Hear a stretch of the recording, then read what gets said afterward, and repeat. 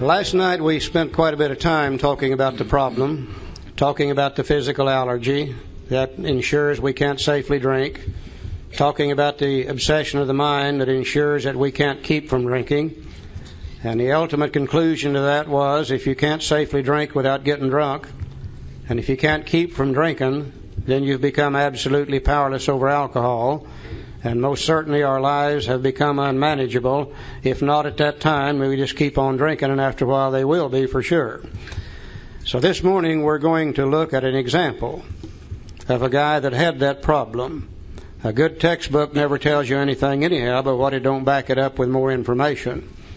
And we're going to look at Bill's story this morning. And Bill's story is a classic example of an alcoholic who had the allergy and who had the obsession of the mind. Now we got to remember, back in the 1930s, Bill learned very early on the value of sharing your story with another alcoholic when he went to see Dr. Bob. And immediately Dr. Bob could see his problem also. They went to see Bill Dotson and they shared their stories with Bill Dotson. Bill Dotson could see his problem through their stories. And they learned very early on that it was necessary for one alcoholic to identify with another in order to be able to get their interest and get their attention. And when the big book was first published, they knew they wouldn't be able to sit down with the first person out here in California and share their story one-on-one. So the big book had to be complete enough to do that. So they said, we'll put Bill's story in here at the very beginning. And another alcoholic, in reading Bill's story, will be able to identify with Bill. And if we can identify with Bill and see his alcoholism, see him make a recovery from that condition, we can begin to believe and we can begin to hope that we're enough like Bill Wilson that if he could recover from that condition, then just maybe we could too. Now, a lot of people have said, well, we have trouble identifying with Bill Wilson, because after all, he was a night school lawyer and we were not. After all, he was a New York City stock speculator and we were not. And a lot of the women say we can't identify with him because he's a man. And many people say, well, he was an older fella and we couldn't identify there either. But if we look for the way Bill thinks and the way Bill acts and the way Bill drinks, if we're a real alcoholic, there's not an alcoholic in this room that can identify with Bill Wilson. So as we go through Bill's story this morning, we'll look for identification. We'll look for the progression of alcoholism. We'll look for him drinking finally for the sickest reason of all, complete oblivion. Then we'll look and see how Bill recovered from alcoholism. And if we've identified with him, then we can begin to believe that if he could do it, just maybe we could too. Identification, the beginning of belief, the beginning of hope. Joe? See, I too didn't think I could identify with Bill Wilson because I'd seen pictures of him and he was an old man, I thought. Turns out he was 43 years old when this book was written, so a relatively young man. But as I began to study and read Bill's story, I began to see that he was a very optimistic person, hardworking, had lots and lots of willpower. He was a self-made man, became very successful in his own right. And through Bill's story, we're going to see how he learned, what he was like. Then we're going to see how he learned that he was sick, and then we're going to see how he affected a recovery. So the total story of Alcoholics Anonymous is contained in Bill Wilson's story. So let's go to page 1. Bill's story. He said, war fever ran high in the New England town to which we new young officers from Plattsburgh were assigned, and we were flattered when the first citizens took us to their homes, making us feel heroic. Here was love, applause, and war. Moments sublime with intervals hilarious. Anybody ever had any moments sublime with intervals hilarious? I have. I love the way Bill writes. Said, I was part of life at last. In the midst of excitement, I discovered liquor. I forgot the strong warnings and prejudices of my people concerning drink. In time we sailed for over there.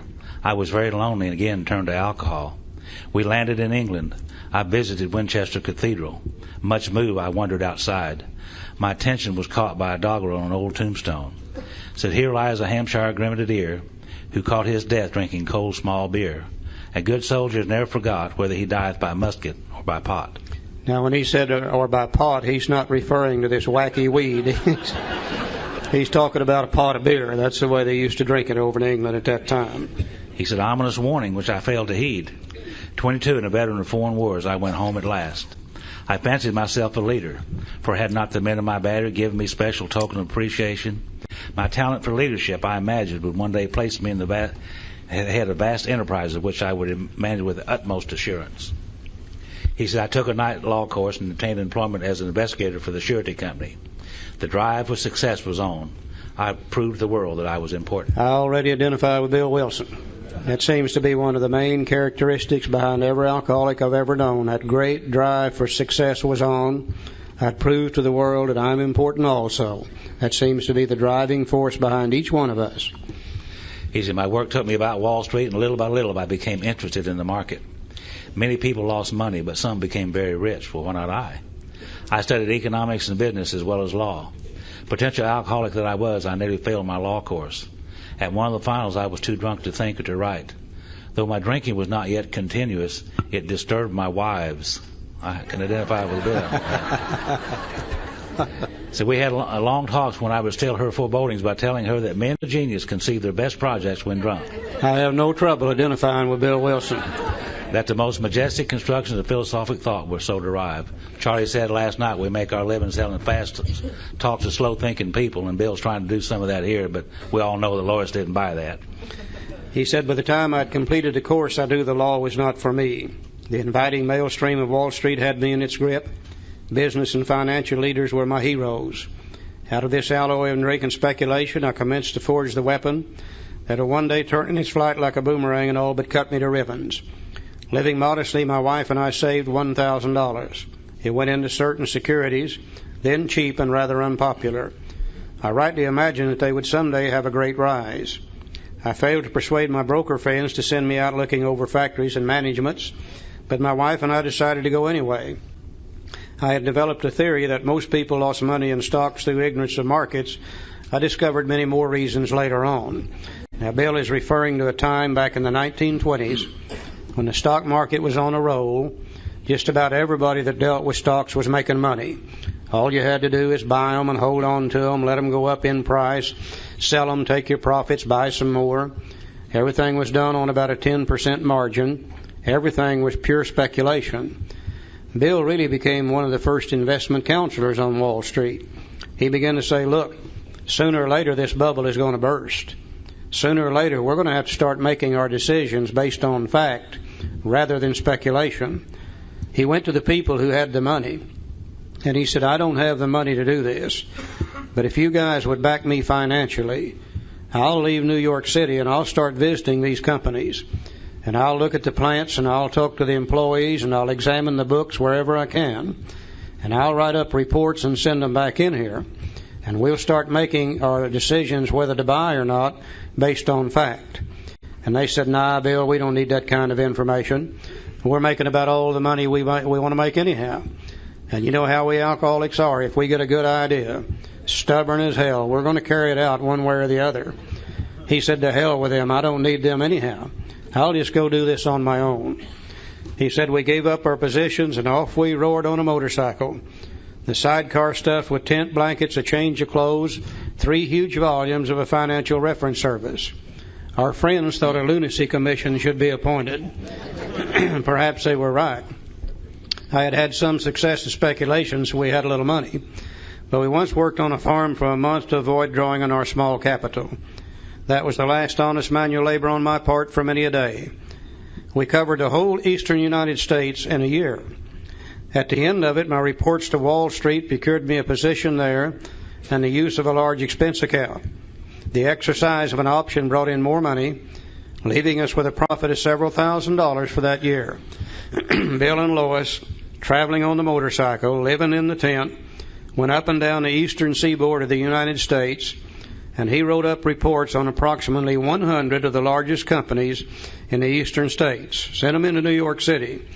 The guys that had the money saw them and they said, oh yeah, man, this is great information.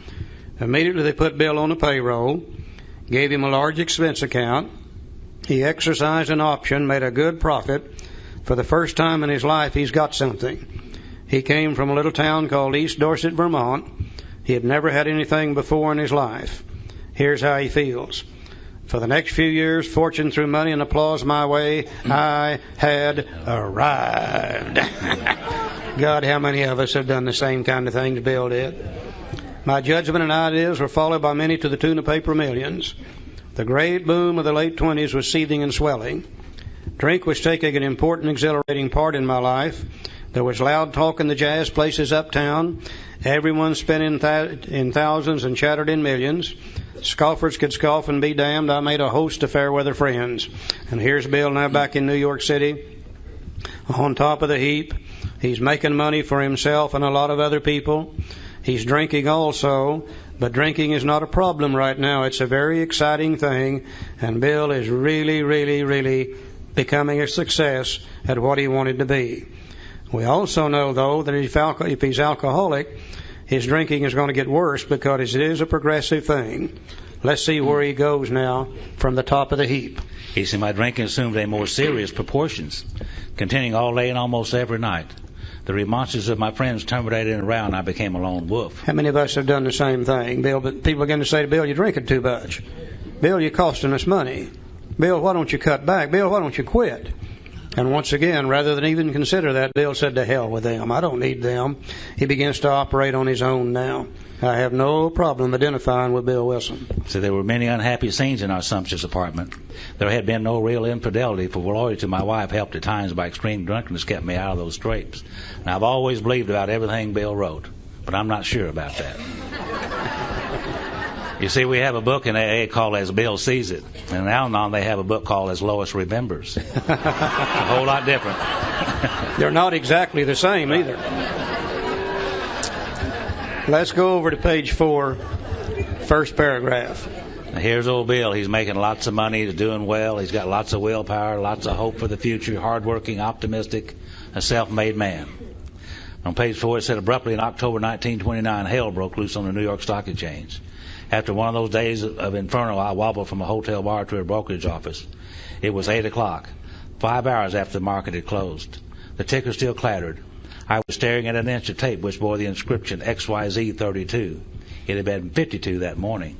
He said I was finished, and so were many friends.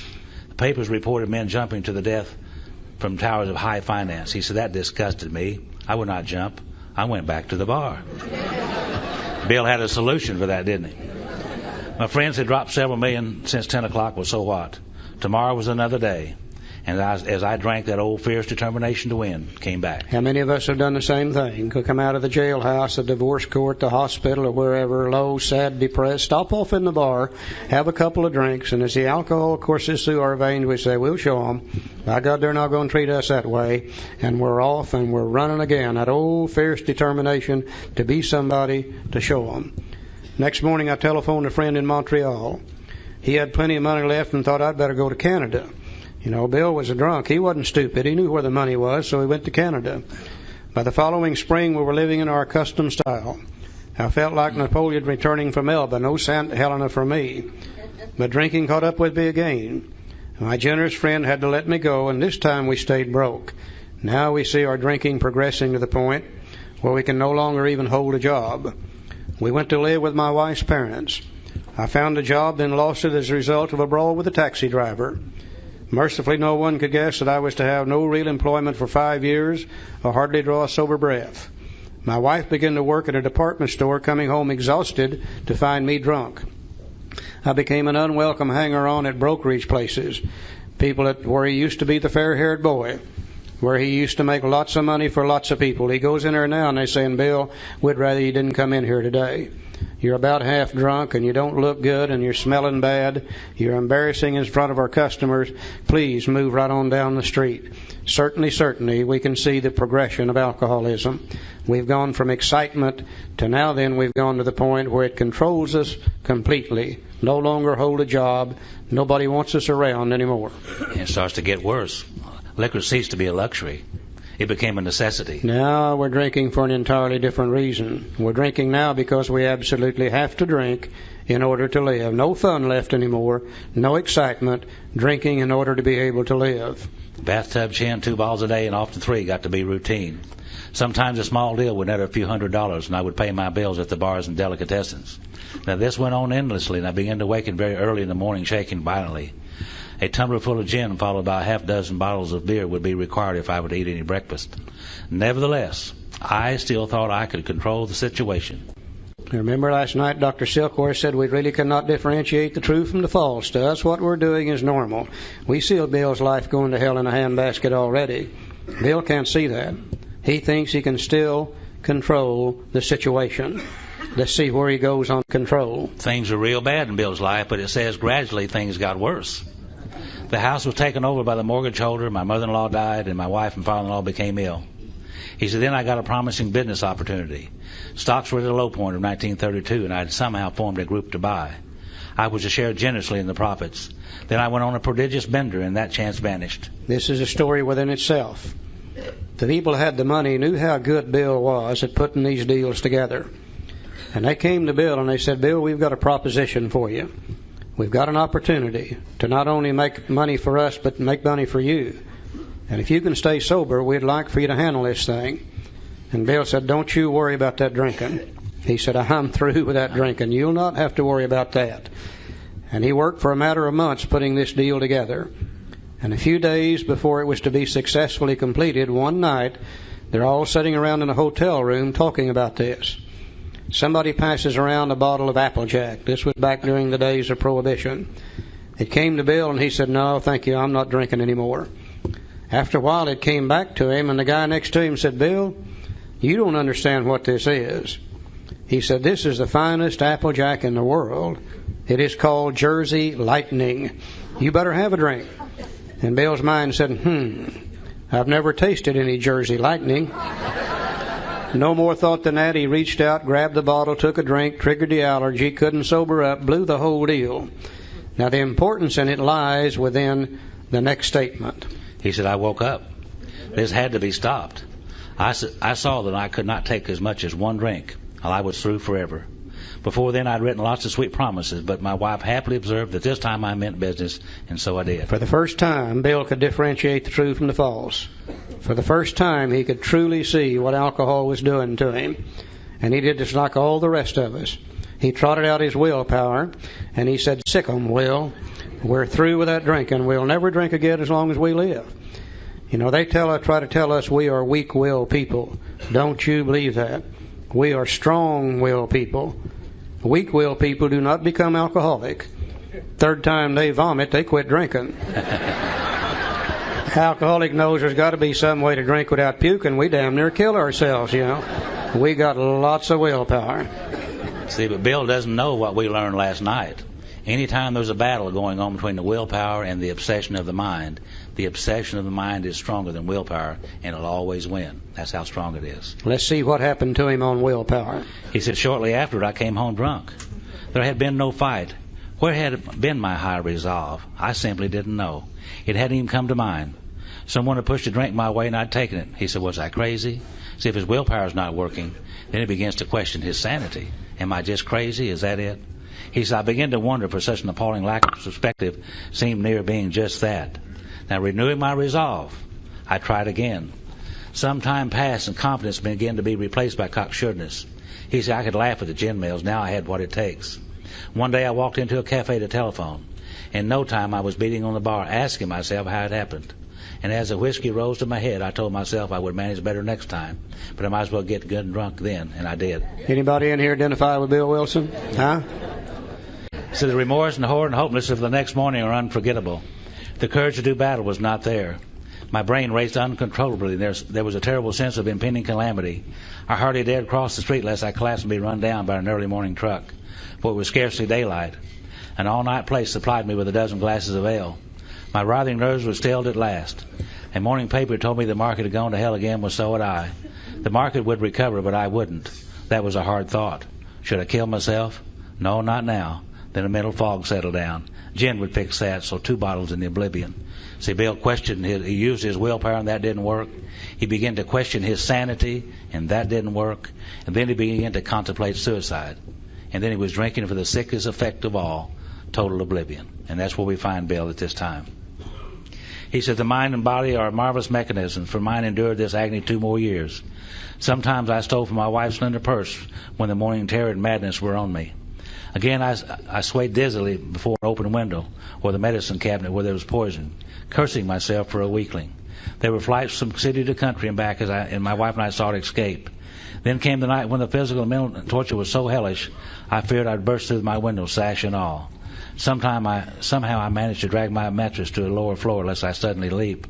A doctor came with heavy sedative. Next day found me drinking both gin and sedative. This combination soon landed me on the rocks. People feared for my sanity, and so did I. I could eat little or nothing when drinking, and I was 40 pounds underweight. So now we find Bill drinking for oblivion, not eating very often. I can identify with Bill. He's dying of malnutrition. And I can identify with Bill because when I was drinking in those last years of my drinking, occasionally I'd eat a bologna sandwich because I knew you're supposed to eat something rather than just drink. And that's what Bill was doing at this time, dying of malnutrition. My brother-in-law is a physician, and through his kindness and that of my mother, I was placed in a nationally known hospital for the mental and physical rehabilitation of alcoholics. This is the Towns Hospital in New York City, and this is the summer of 1933. Under the so-called belladonna treatment, my brain cleared. Belladonna was a drug that they used to fool the body into thinking it had alcohol in it. It was used for withdrawal purposes. It's what they use Valium for today. Hydrotherapy and mild exercise help much. Hydrotherapy is a water treatment. We saw some of that in a treatment center in Australia back in the 1980s. They would put the alcoholic on a gurney, roll him into the shower room, and they had shower heads all the way around the shower room, alternating hot and cold water. Be in there for about 30 minutes. Doesn't cure alcoholism, but it makes a clean drunk out of you, I'll guarantee you that. Those guys that come out there and their skin all wrinkled up and shriveled up. He said, best of all, I met a kind doctor. Now this is Dr. Silkworth, who explained that though certainly selfish and foolish, I'd been seriously ill, bodily and mentally. Silky sat down with him and explained his ideas about the physical allergy and the obsession of the mind. And here's the effect it had on Bill. He said, it relieved me somewhat to learn that in alcoholics the will is amazingly weakened when it comes to combating liquor, though it often remains strong in other respects. My incredible behavior in the face of a desperate desire to stop was explained. Understanding myself now, I fared forth in high hope. For 3 or 4 months the goose hung high. I went to town regularly and even made a little money. Surely this was the answer, self-knowledge. For the first time, Bill understood his problem. He knew it was not willpower. He knew it wasn't moral character and sin. He knew it was a physical allergy coupled with an obsession of the mind, and that's what made him absolutely powerless. And he said, now that I know what's wrong with me, I'll not have to drink any longer. Let's see where he goes from here. That information we learned last night about the doctor's opinion and the illness of alcoholism is very, very important information. But, it's just information. It will not solve alcoholism just because we know what the problem is, as Bill found out. But it was not. For the frightful day came when I drank once more. The curve of my declining moral and bodily health fell off like a ski jump. And after a time, I returned to the hospital. Now, this is the summer of 1934. A year later, we go back into the Towns for the second time. He said this was the finish, the curtain, it seemed to me. My weary and despairing wife was informed that it would all end with heart failure during delirium tremens, or I would develop a wet brain perhaps within a year. She would soon have to give me over to the undertaker or the asylum. Bill was laying in the hospital room there all sick. He overheard Lois and Dr. Silkworth talking. She said, Dr. Silkworth, is there any hope for him? And he said, no, I don't believe so, Lois. We'll have to give him over to the undertaker or the asylum because there's no solution for Bill. And he said they did not need to tell me. He said, I knew and I almost welcomed the idea. It was a devastating blow to my pride. I, who had thought so well of myself and my abilities and my capacity to surmount obstacles, was cornered at last. Now I was to plunge into the dark, joining that endless possession of solitude gone on before. I thought of my poor wife. There had been much happiness after all. What would I not give to make amends? But that was over now. Bill was a very hard-working, optimistic individual, and now we see Bill, he is hopeless. He is without hope. And we all know you can't live long without hope. You got to have hope. But Bill is hopeless at the moment. Now let's look at this next statement very carefully. He said, no words can tell of the loneliness and despair I found in that bitter morass of self-pity. Quicksand stretched around me in all directions. I had met my match. I had been overwhelmed. Alcohol was my master. I've never seen a better description of step one. No step one written in those days, but surely this is where Bill took it. He admitted complete defeat. Alcohol had whipped him in a fair fight. He was completely powerless over alcohol. Now, if that should happen to you and I today, chances are we would say, well, that being the case, I guess I better go to AA. But Bill didn't have any AA to go to. He's in the best facility he knows of. So even though he's admitted his powerlessness, even though he's taken what we know as step one, the only thing he can do is leave that hospital, try to stay sober on his own. Trembling, I stepped from the hospital a broken man. Fear sobered me for a bit. Then came the insidious insanity of that first drink. And on Armistice Day 1934, I was off again. Everyone became resigned to the certainty that I would have to be shut up somewhere or would stumble along to a miserable end. How dark it is before the dawn.